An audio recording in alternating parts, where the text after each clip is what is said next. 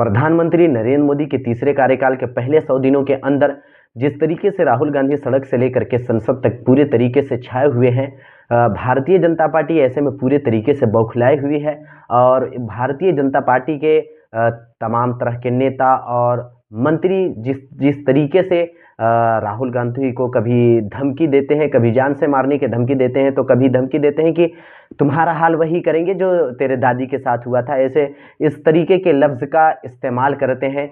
ऐसे में पूरे भारतीय जनता पार्टी पूरे तरीके से बौखलाई हुई है और ये बौखलाहट नज़र आ रही है इस तरीके से कि जिस तरीके से जी न्यूज़ जैसे चैनल भी अब चला रहे हैं, जिस तरीके से सट्टा बाजार के खबर निकल करके आ रही है हरियाणा विधानसभा चुनाव के लिए, जिस तरीके से हरियाणा विधानसभा चुनाव में जिस तरीके से भारतीय जनता पार्टी का सुपड़ा साफ होता हुआ नजर आ रहा है, ये साफ साफ पूरे भारतीय जनता पार्टी को टेंशन दिलाता है। और भारतीय जनता पार्टी इससे कहीं ना कहीं पूरे तरीके से बौखलाई हुई है और ये बौखलाहट नजर आ रही है इस तरीके से। आप देख सकते हैं सट्टा बाजार की खबर क्या कहती है। सट्टा बाजार की खबर वो आपके स्क्रीन पे जी न्यूज़ चला रहा है। सट्टा बाजार हरियाणा में विधानसभा चुनाव से पहले सट्टा बाजार ने चौंकाया, बीजेपी को लग सकता है बड़ा झटका।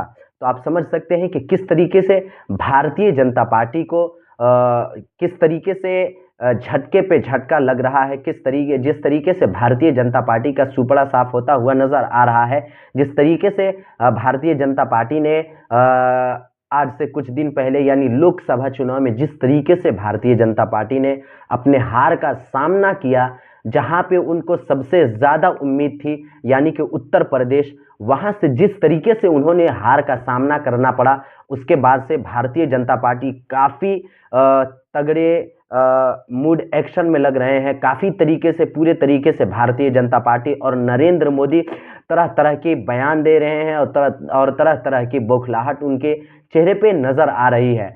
ये साफ नज़र आ रहा है। आप देख सकते हैं सट्टा बाजार की खबर, जिस तरीके से सट्टा बाजार के नतीजे हरियाणा में कुल 90 विधानसभा सीटें होती है और 46 सीटें बहुमत की होती हैं।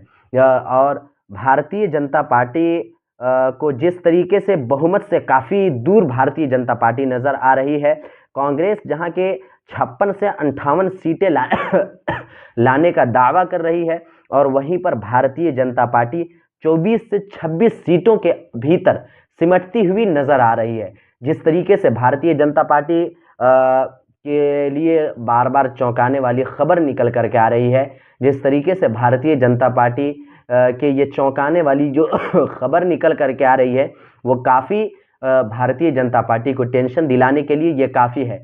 इस तरीके के जितने भी खबर भारतीय जनता पार्टी के पास पहुंच रही है, नरेंद्र मोदी के पास पहुंच रही है, ये काफ़ी भारतीय जनता पार्टी और तमाम उनके दल के नेताओं को ये चिंता कर रही है। इसलिए कि भारतीय जनता पार्टी ये समझती है कि जिस तरीके से हमने लोकसभा चुनाव में जिस तरीके से हार का सामना करना पड़ा है, अगर जे विधानसभा के चुनाव में भी अगर जे उसी तरीके से अगर जे हार का सामना करना पड़ता है, तो ये अपनी सरकार भी बचाना फिर मुश्किल हो जाएगा।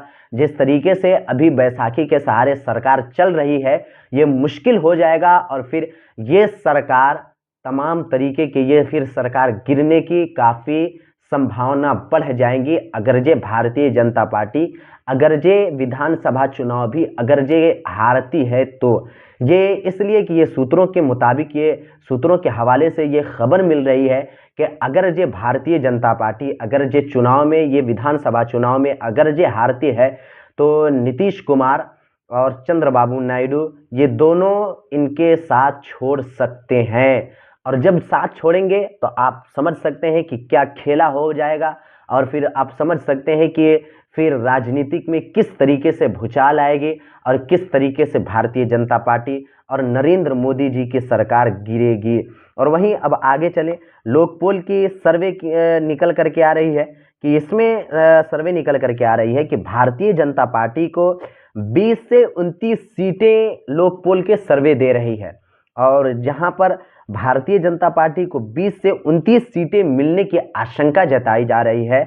और वहीं अगर जो कांग्रेस को देखें तो 58 से लेकर के 65 सीटें मिलने को नजर आ रही है।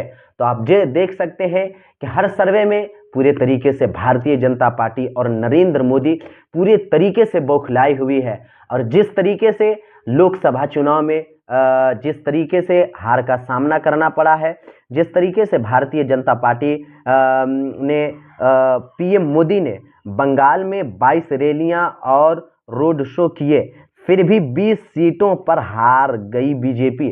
तो आप समझ सकते हैं ये आज तक का ये खबर है। जिस तरीके से लोकसभा चुनाव में जिस तरीके से हार का सामना करना पड़ा है, बंगाल में 22 रोड शो और रैलियां मिलाकर के प्रधानमंत्री नरेंद्र मोदी ने की है, और इसके बावजूद भी भारतीय जनता पार्टी और नरेंद्र मोदी की सरकार वहां से हारती हुई नजर आ रही है, वहां से साफ साफ हार चुकी है। वहां तकरीबन 20 सीटों पर हार गई है बीजेपी। आप समझ सकते हैं कि जिस तरीके से भारतीय जनता पार्टी लगातार हारती हुई नजर आ रही है, भारतीय जनता पार्टी की किस्मत खराब है। लोकसभा चुनाव से जिस तरीके से लोकसभा चुनाव में जनता ने उनको काफी तरीके से पीछे छोड़ा है, जनता ने उनको आईना दिखाने की कोशिश की है, एक उसी तरीके से एक फिर कोशिश जारी है।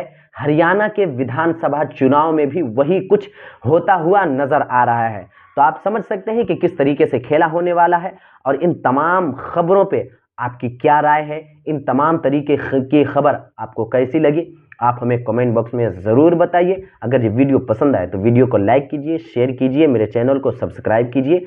और अगर ये मेरी वीडियो अगर ये आपको पसंद आती है तो आप मेरे चैनल को भी सब्सक्राइब करके रखें, ताकि हमारी वीडियो को आने वाली हर नोटिफिकेशन आप तक पहुंचती रहे। मिलता हूं किसी अगली खबर के साथ, तब तक के लिए धन्यवाद।